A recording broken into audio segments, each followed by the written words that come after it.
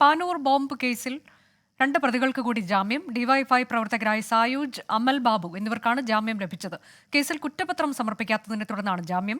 ഇന്നലെ 3 പ്രതികൾക്ക് ജാമ്യം ലഭിച്ചിരുന്നു. സജോ ദേവസ്യ വിവരങ്ങളുമായി. സജോ, കുറ്റപത്രം സമർപ്പിക്കേണ്ട ഒരു നിശ്ചിത പരിധി കഴിഞ്ഞു. അതുകൊണ്ട് ഇപ്പോൾ മുഴുവൻ പ്രതികൾക്കും ജാമ്യം എന്ന തരത്തിലേക്ക് കാര്യങ്ങൾ പോവുകയാണോ?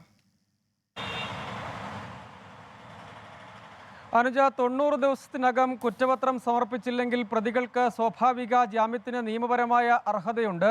ഈ സാധ്യതയാണ് പ്രതികൾ പ്രയോജനപ്പെടുത്തിയത്. ഈ കേസിൽ പാനൂർ മൂളിയാത്തോട് കഴിഞ്ഞ ഏപ്രിൽ 5-നാണ് വീടിന്റെ ടെറസിൽ ബോംബ് നിർമ്മിക്കുന്നതിനിടെ ഉണ്ടായ സ്ഫോടനത്തിൽ കൈവേലിക്കൽ സ്വദേശിയായ ഷെറിൽ കൊല്ലപ്പെടുകയും മറ്റൊരാൾക്ക്, വിനീഷ് എന്നയാൾക്ക് പരിക്കേൽക്കുകയും ചെയ്ത സംഭവമാണ്.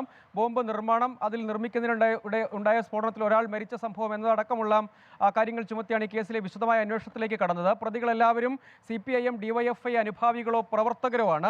ഈ കേസിൽ 90 ദിവസം പിന്നിട്ടിട്ടും കുറ്റപത്രം സമർപ്പിച്ചില്ല. ഇന്നലെ 3 പ്രതികൾക്ക് ജാമ്യം ലഭിച്ചിരുന്നു. അതായത് ഈ കേസിൽ ആദ്യം അറസ്റ്റ് ചെയ്യപ്പെട്ടവരാണ്. അവർക്ക് കഴിഞ്ഞ ദിവസം തന്നെ 90 ദിവസം തികഞ്ഞതോടുകൂടിയും കോടതിയിൽ ഈ സാധ്യത ചൂണ്ടിക്കാട്ടി ജാമ്യാപേക്ഷ സമർപ്പിച്ചു.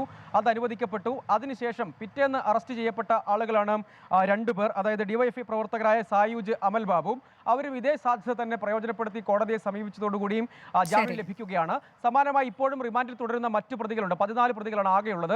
അവരും അവരുടെ റിമാൻഡ് കാലാവധി പൂർത്തിയാകുന്ന മുറയ്ക്ക്, അല്ലെങ്കിൽ 90 ദിവസം എന്ന അറസ്റ്റിന്റെയും കുറ്റപത്രം സമർപ്പിക്കേണ്ട സമയം, അതായത് 90 ദിവസത്തിനകം സമർപ്പിച്ചില്ലെങ്കിൽ പ്രതികൾക്ക് ജാമ്യം ലഭിക്കാം എന്നുള്ള അത് പാലിച്ചുകൊണ്ട് ഇപ്പോൾ പ്രതികൾ ഓരോരുത്തരായി ജാമ്യം നേടി പുറത്തു വരുന്നു. പാനൂർ ബോംബ് സ്ഫോടന കേസിൽ സജോ ദേവസ്യാണ് വിവരങ്ങൾ നൽകിയത്.